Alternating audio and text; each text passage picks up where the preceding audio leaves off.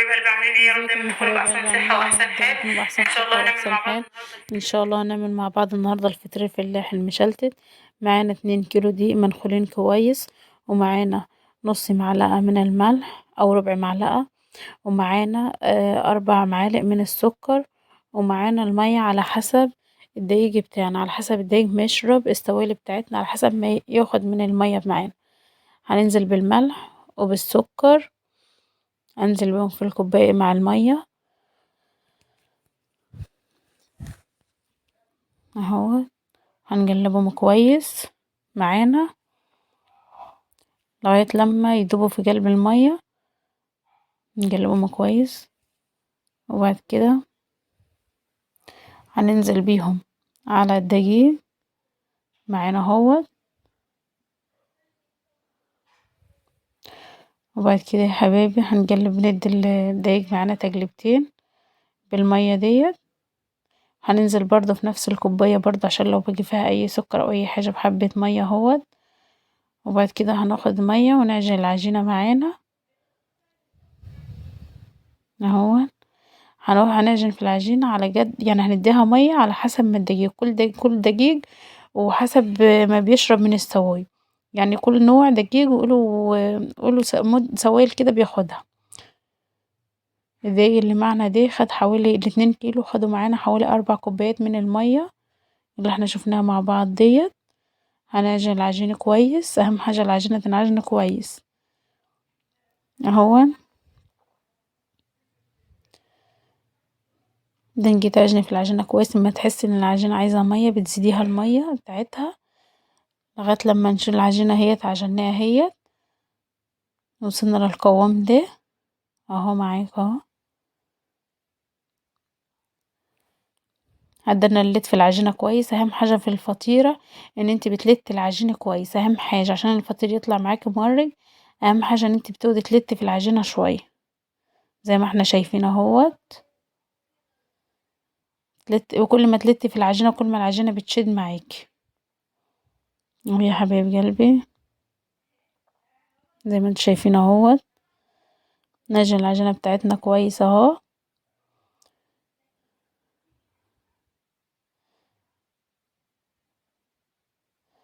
اه زي ما انتوا شايفين اهو. تلتي في العجينة كويس اهو.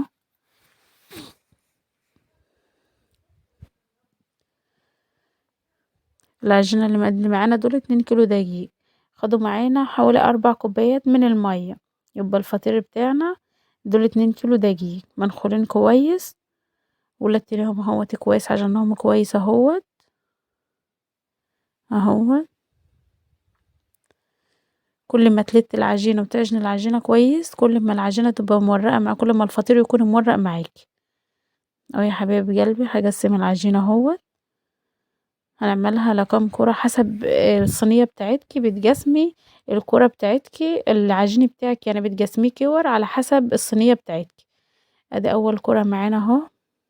حسيت ان العجينة لسه برضو بتلزق في ايدي، محتاجة شوية دقيق، ضفت لها حوالي نص مج من الدقيق، يعني حوالي 4 معالق كبار او 5 معالق كبار اهيت. عملت اول كرة اهيت، حطيت شوية دقيق تحت منها عشان اسيب العجينة تريح، عشان تكون سهلة معايا في الفرد، وعشان العجينة مش تلزق معايا لازم رشة دقيق صغيرة كده تحت منها وتفرد عليه العجين اهو يا حبايب قلبي. هقسم ال2 كيلو اللي معايا دول ل3 فطيرات، كبيرة شوية، واحدة وسط واحدة صغيرة على حسب الصينية بتاعتك. دي قوام العجينة اهوت جدا منه اهو زي ما احنا شايفينها هي. تكون مش بتمسك في الايد وتكون كويسة هي، لا عجينة لا تكون قاسية جوه ولا تكون طرية جوه اهو يا حبايب قلبي. التالتة هي هنحط عليها شوية دقيق اهو اهو يا حبايبي. يبقى ال2 كيلو معانا طلعوا 3 فطيرات مع بعض هما. وهنقوص كل فطيرة دهنة زيت خفيفة من فوق اهيت، علشان العجينة مش تشجج معانا ولا تنشف معانا. اهي هنسيبها شوية تريح، تقعد حوالي ربع ساعة بس، نسيب العجينة تريح حوالي ربع ساعة بس.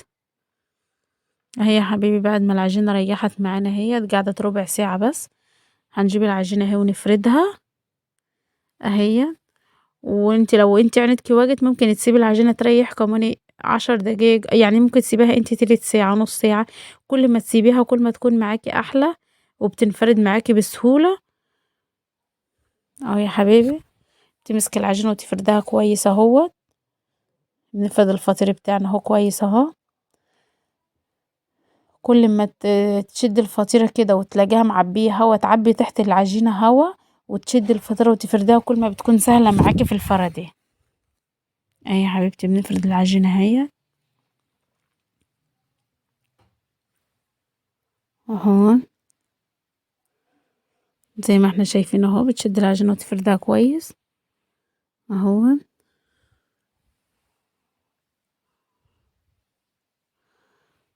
اهو يا حبايبي. تنكي تشد العجينة لغاية لما ترجيها خالص وتخليها رقيقة معاكي خالص، يعني تكون عجينة شفافة كده معاكي زي عجينة الرقاق بالظبط اهي. ولو العجينة فيها اي قطعات او اتقطعت منكي او فيها اي قطع مش تقلقي منها، انت كده كده بتلمي العجينة تاني على بعضها وبتدمجي دي كلها في بعض تاني اهو يا حبايبي قلبي. بتحاولي تشدي العجينة وتفرديها اهو زي ما انا بشد اهو بفردها اهو. تشدي العجينة وتفردها كويس لغاية لما تلاقي العجينة رجت معاكي خالص. وقلنا العجينة لو فيها اي قطعات عادي انت بتلمي دي كلهاته تاني وبلتم على بعضه تاني كلهاته اهو يا حبايبي. ندي كده تحت العجينة وتحاولي تفردي فيها، ترجي في العجينة خالص على قد ما تقدري.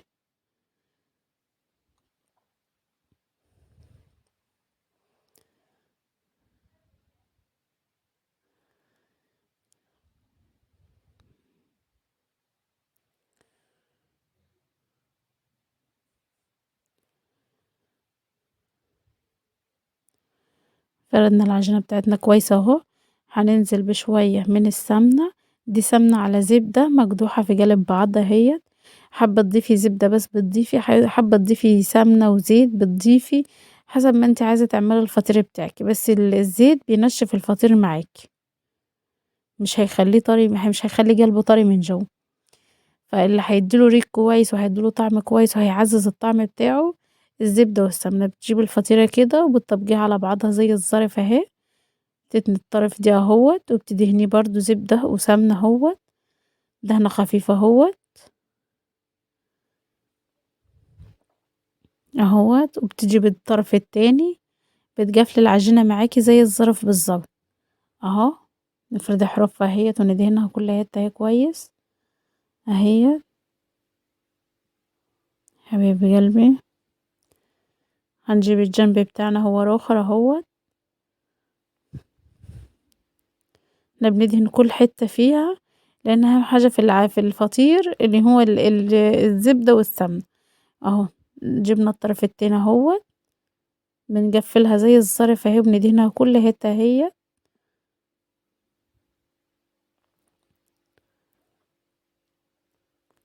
وبنجيب الطرف التاني اهوت ودهنا برضو كلها كويس اهو اهو. هتلم العجينة كلها على بعضها اهي، الفطيرة كلها في قلب بعضها اهي بسمنتها بحلب محتلة اهي زي الكرة اهي. وبتجيبي صينية تكون مدهونة زبدة وسمنة اهي، وبتحطي في قلبها الفطيرة وبتديها دهنة برضو من الزبدة والسمنة على الوش اهو، عشان هنسيب العجينة بتاعتنا تريح شوية عشان مش تشقق برضو ولا العجينة بتاعتنا تنشف اهي. هنجيب التانية برضو هنرش رشة بسيطة من الدقيق ونفرد التانية اهي عليها على الدقيقة ونفردها كويسة عشان مش تلزق معانا في الطبلية بتاعتنا اهو يا حبايبي قلبي. نحاول نفرد الفطيرة بتاعتنا اهوت، دنك تبطبطي فيها كده وتفردي فيها لغاية لما العجينة ترج معاكي خالص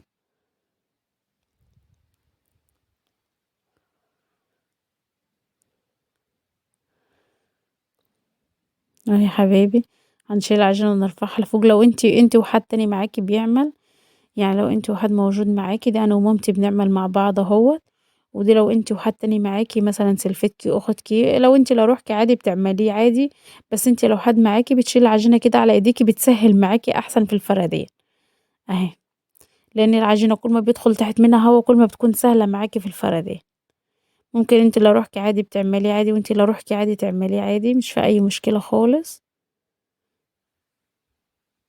اهو بتفردي العجينة على قد ما بتقدر اهو. يا حبيبتي تقعدي ترجي في العجينة. عايزين الفطير بتاعنا يكون مورق وكويس، وان شاء الله هيكون زي العسل.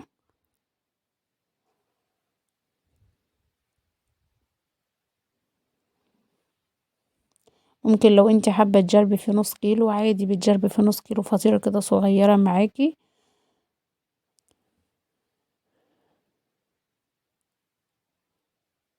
هي حابة نفرد احرفها كويس اهو.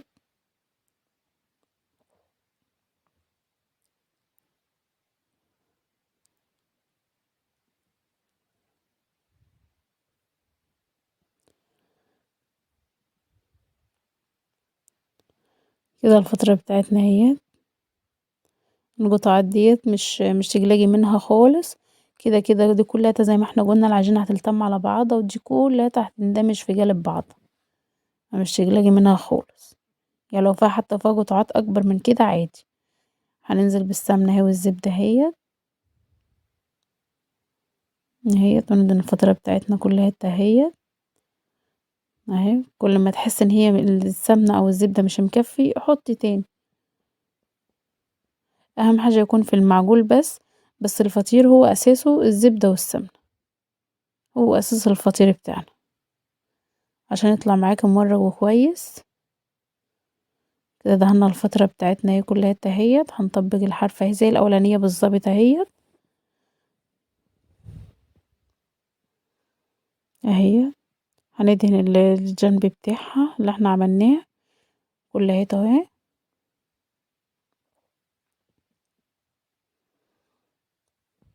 اتمنى ان شاء الله تجربوه، واتمنى يعجبكم، واتمنى ان شاء الله تشتركوا في القناة. اهو هنجيب الطرف التاني اهوت ونحطه ندهنه برضو بالزبدة والسمنة اهوت. اهو يا حبايبي تدهنيه كلهاته، مش بتسيبي اي طرف من غير ما يندهن. وبتجيبي الجانب دي برضه اهوت وندهنه برضو كلهاته، نفرده كويس ونروح جاي ندهنينه برضو اهو.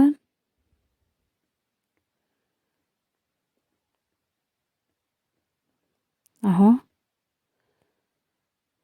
هنجيب الطرف التاني اهوت برضو، هنديله دهنة برضو هو الاخر برضو. مش بتخلي حتة فيها من غير ما تدهنيها، لازم تدهني الفطيرة كلها. لان زي ما احنا قلنا اهم حاجة في الفطيرة الدهنية. وهي حبيبتي برضو في صينية برضو مدهونة زبدة وسمنة، برضو بتلم الفطيرة زي ما هي كلها بسمنتها بزبدتها كلها اهي، وبتحطيها بتنزليها في قلب الصينية اهي، وبتديها دهنة برضو من على الوش برضو عشان مش تشقق معاكي ولا تنشف معاكي العجينة اهي. ودي الفطيرة بتاعتنا اهي، بعد ما ريحت حوالي ربع ساعة عشان تكون سهلة معاكي في الفردان. وبتفرديها تاني في الصينية وهي مكانها كده في الصينية، وبتفرديها اهو. وبتكوني مولعة الفرن على درجة حرارة 200، بتخليه عالي خالص. مش تدخل الفطيرة على فرن بارد، لازم يكون الفرن درجة الحرارة بتاعته عالية، بحيث ان هي اول ما تدخل الفطيرة معاكي تورق معاكي وتنفخ معاكي وتستوي معاكي. انما على كل لو الفرن درجة الحرارة بتاعته هادية، الفطيرة هتهبط معاكي ومش هتورق معاكي خالص. اهو يا حبيبي كده فردنا الفطيرة بتاعتنا هي. اللهم صل وسلم وبارك على سيدنا محمد. اهو يا حبيبي كده فردناها كويس اهو. انا مولعة الفرن معايا من قبل ما ابدأ فردان فيها.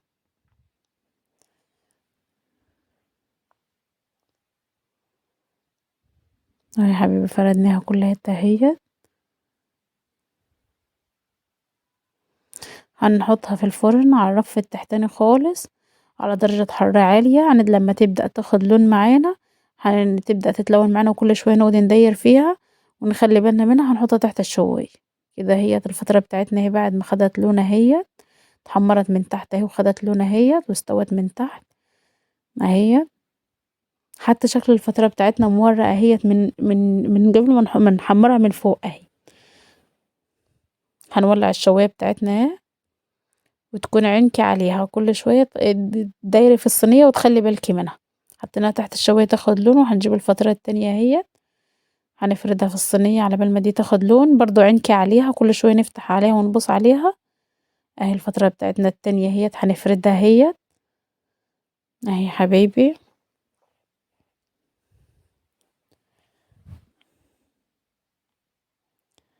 نفرد الفطيرة بتاعتنا اهي في الصينية